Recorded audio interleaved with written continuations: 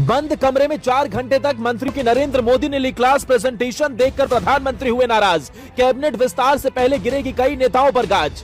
Cabinet विस्तार से पहले हुई बड़ी उथल पुथल, पीएम के एक फोन से मच गई भगदड़, कई मंत्री अधिकारी हुए दिल्ली तलब। नरेंद्र मोदी के सामने सिर झुकाए खड़े रहे मंत्रिपरिषद के विस्तार का बताया पूरा प्लान, देवेंद्र को मिल सकती है केंद्रीय विभाग की कमान। 2024 के चुनाव से पहले बीजेपी में एक बड़ा फेरबदल होने वाला है, या यूं कहें कि इसकी शुरुआत हो गई है।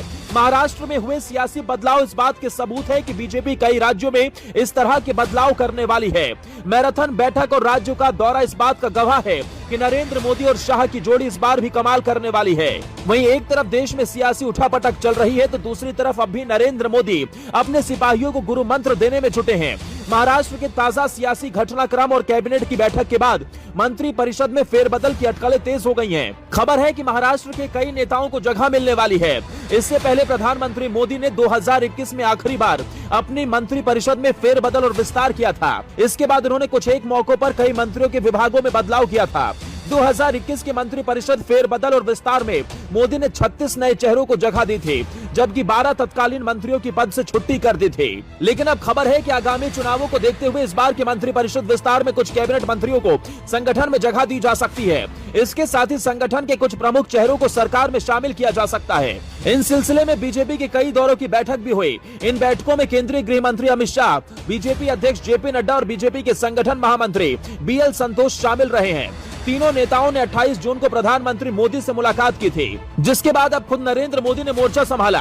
प्रधानमंत्री नरेंद्र मोदी ने अपने मंत्रियों के साथ बंद कमरे में करीब 5 घंटे बैठक की। ये बैठक प्रगति मैदान के नवनिर्मित कन्वेंशन सेंटर में हुई। इस दौरान प्रधानमंत्री मोदी ने कहा कि सरकार ने 9 वर्षों में बहुत विकास किया है और मंत्रिपरिषद के सदस्य अगले 9 महीनों में लोगों तक पहुंचे।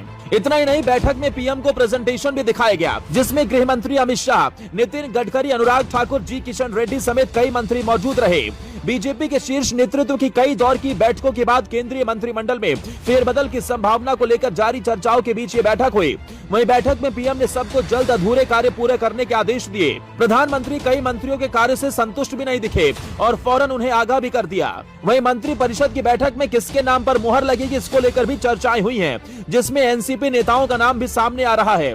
खबर है कि एनसीपी के सांसद और पूर्व केंद्रीय मंत्री प्रफुल्ल पटेल को एक संभावित दावेदार के रूप में देखा जा रहा है। पटेल एनसीपी प्रमुख शरद पवार के बेहद करीबियों में गिने जाते थे, लेकिन उन्होंने उनका साथ छोड़कर अजित पवार से हाथ मिला लिया। अजित पवार के महाराष्ट्र में उप मुख्यमंत्री पद की शपथ लेने के साथ ही देवेंद्र फडणवीस को केंद्र सरकार में लाए जाने की भी अटकलें तेज हो गई हैं। जब भी मोदी अपने मंत्रिमंडल में फेरबदल का फैसला करेंगे, तो सहयोगी दलों को मंत्रिमंडल में प्रतिनिधित्व दिया जाएगा। आगामी 20 जुलाई से शुरू हो रहे संसद के मानसून सत्र से पहले की अवधि केंद्रीय मंत्रिमंडल में फेरबदल या बदलाव का आखिरी मौका हो सकता है।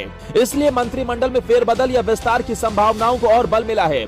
अब ये फेरबदल कब और कैसे नरेंद्र मोदी करते हैं, इसका इंतजार सबको है। लेकिन क्या महाराष्ट्र के नेताओं का इसमें फायदा होगा या योगी के सिपाहियों का उद्धार होगा, ये देखना बहुत दिलचस्प होगा।